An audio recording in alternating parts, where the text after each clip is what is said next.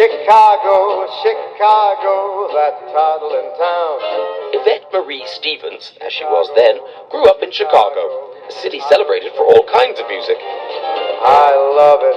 We could go down on State Street any given night and hear, like, some of the most amazing and best and well-known old blues bands. My first influences were jazz singers, and then I branched off and never just into one kind of music. Unlike our other queens, it was popular music, not church music, that inspired her to sing. I had no training.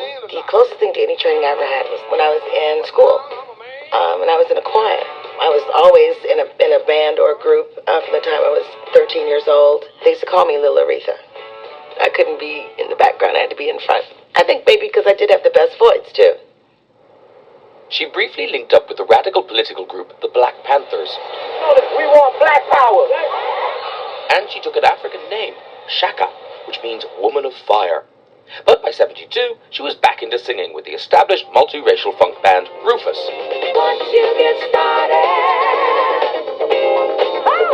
there was nobody who had a sound like Rufus. The band was tight, but then to add to that was this woman, it seemed like she came out of nowhere, Chaka Khan, with all this energy, all this character. everybody party, party. Get back in the groove. She was the flashpoint, she was the center, she was just it on that stage. With Chaka on board, Rufus were soon in the charts. But they were being billed as Rufus featuring Chaka Khan. It was inevitable she'd be offered a solo contract. She knew the importance and the value to her career of an anthem, of a defining song.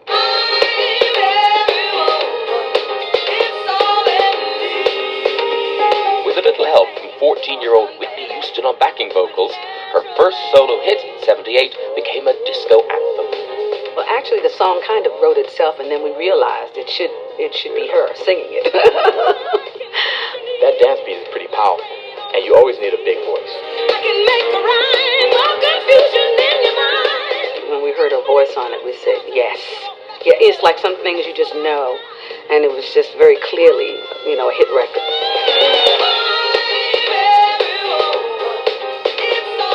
When you hear her sing about a powerful woman, you look at her and go, no, she's talking about what she's living.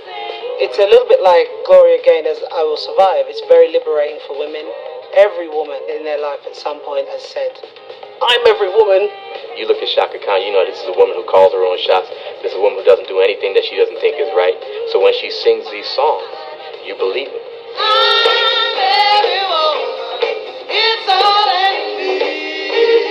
Anything you want done, baby. She's like a vocal acrobat. She can do so many things.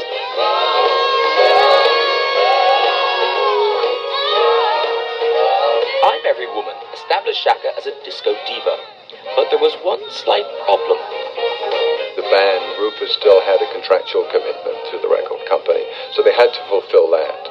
But at the same time, she was going to go off and do her solo thing. So there was a certain amount of music industry politics involved. Despite a huge bust-up, Chaka had to agree to do one more album with Rufus.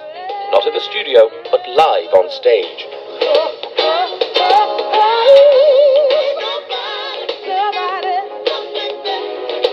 It was still a dynamic record, and then produced, yes, that most enduring of their hits from that period, Ain't Nobody.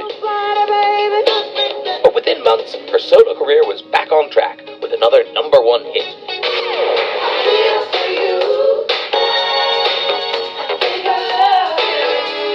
But behind the scenes, Chaka was struggling.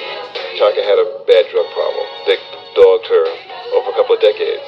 It distracted her from her artistry, and she could have done so much more with her life and career.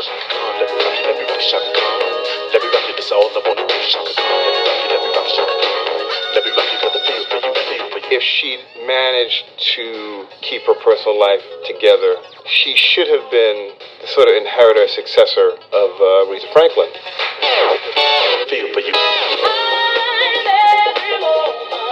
I'm Every Woman remains one of the biggest disco anthems, but Chaka made it so much her own that only another diva like Whitney Houston would ever dare to cover it.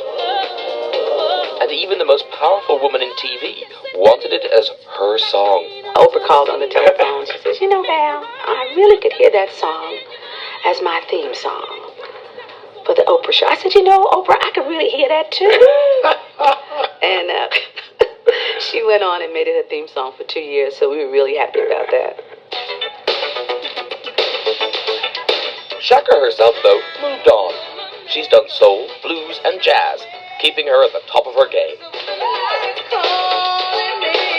It kind of moved through disco and kept on going. Even after quote-unquote disco had sort of disappeared, she was still a force in black music. She constantly changed her sound, evolved and changed. I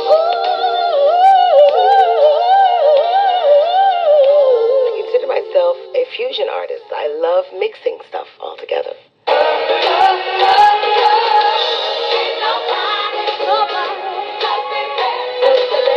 And I just want to enjoy singing. Chaka did disco when disco was hot, and when disco was finished, they went on and did whatever else was happening. Chaka Khan, she's still doing her thing now. You know, disco's been done for a while, but Chaka's not.